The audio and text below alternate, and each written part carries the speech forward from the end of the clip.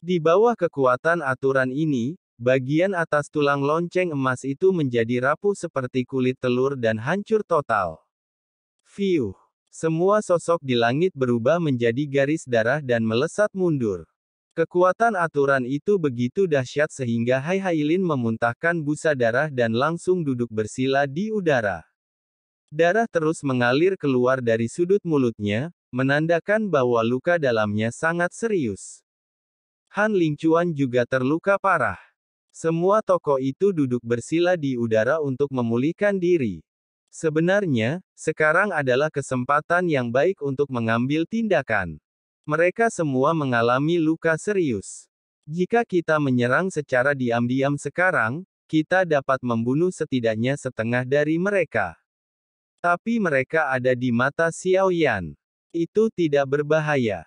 Saat ini, kedua tim ini dapat digunakan untuk menangani instan domain name Butterfly.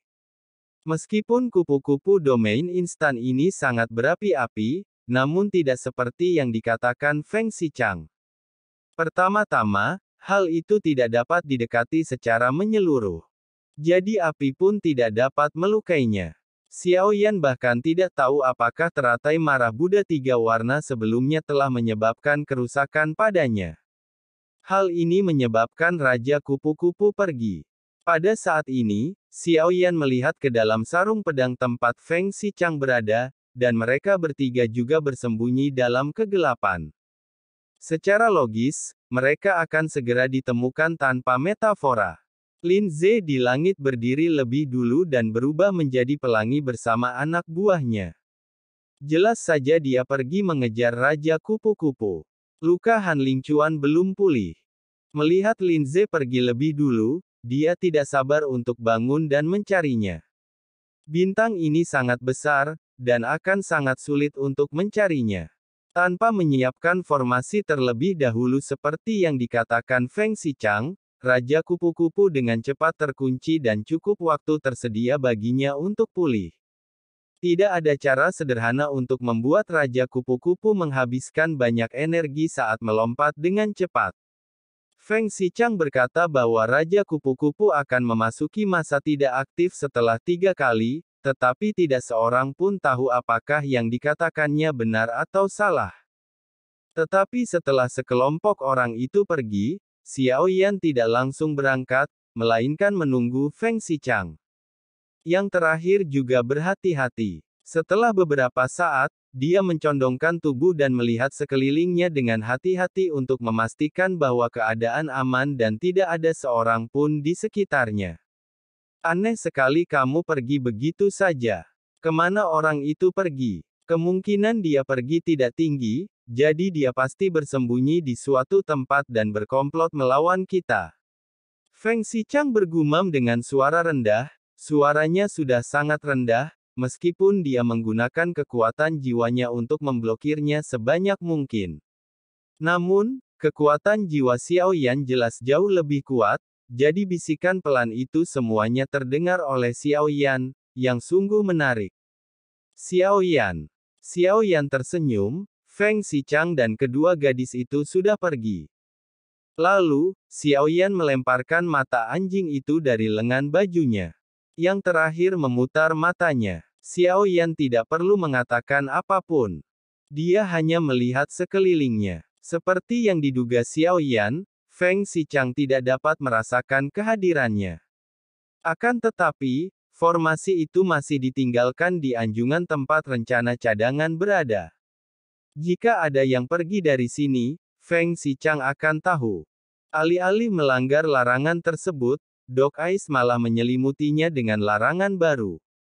Feng Xichang adalah seorang pria dengan pemikiran yang mendalam dan dia cukup berbakat dengan cermin.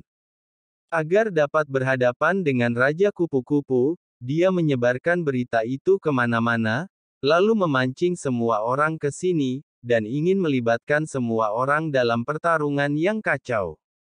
Dan dia masih ikut campur, itu menarik.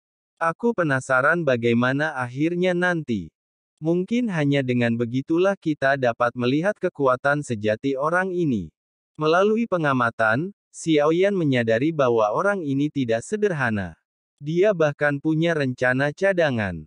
Orang-orang ini sangat licik, dan mereka semua menggunakan kekuatan orang lain untuk melengkapi ide mereka sendiri dalam memblokir area tersebut dengan mata anjing. Baru saat itulah Xiao Yan keluar dari jembatan dan mengatur formasi terlebih dahulu. Jadi saya tahu di mana Raja Kupu-Kupu berada saat ini. Namun, Feng Xichang seharusnya sudah menyiapkan formasi yang juga dapat mengunci posisi Raja Kupu-Kupu.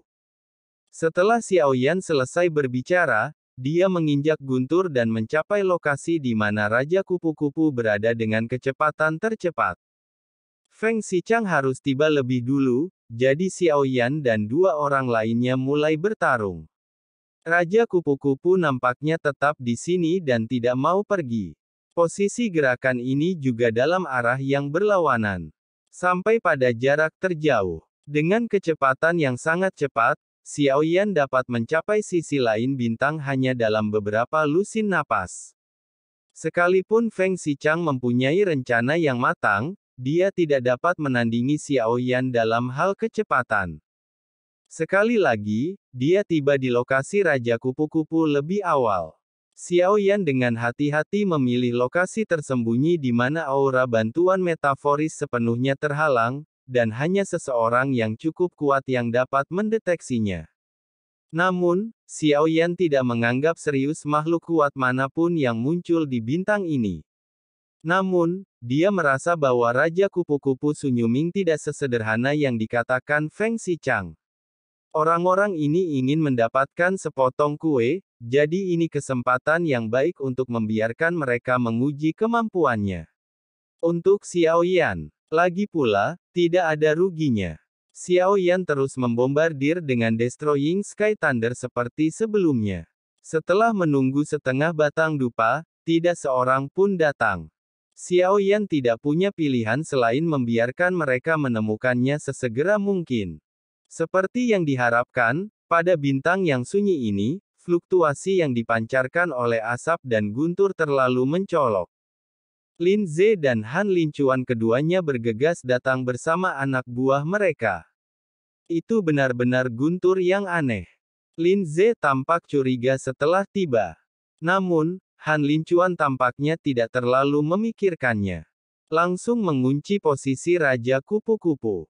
Lalu mereka masing-masing kembali melancarkan jurusnya masing-masing, namun pada kenyataannya tidak ada satupun yang benar-benar dapat melukai Raja Kupu-Kupu, seolah-olah mereka hanya memancingnya saja.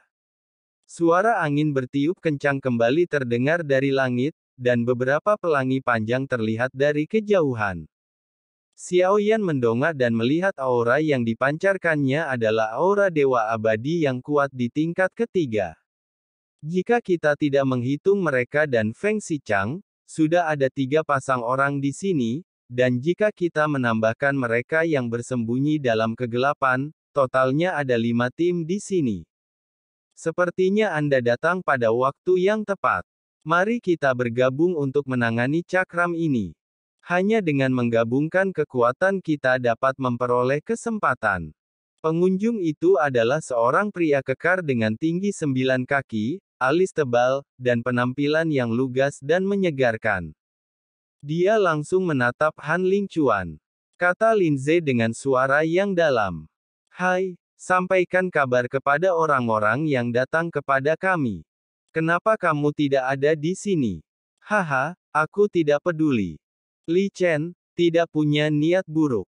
Saya hanya ingin bekerja sama untuk membunuh monster luar angkasa yang berbahaya ini, lalu kita bisa membagi emas waktu dan ruang secara merata. Bagaimana kalau Li Chen membuka tangannya? Dia menatap kedua lelaki itu dengan pandangan bersahabat, wajah lelaki itu tampak muram.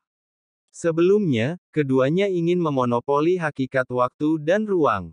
Sekarang kelompok orang ketiga telah muncul.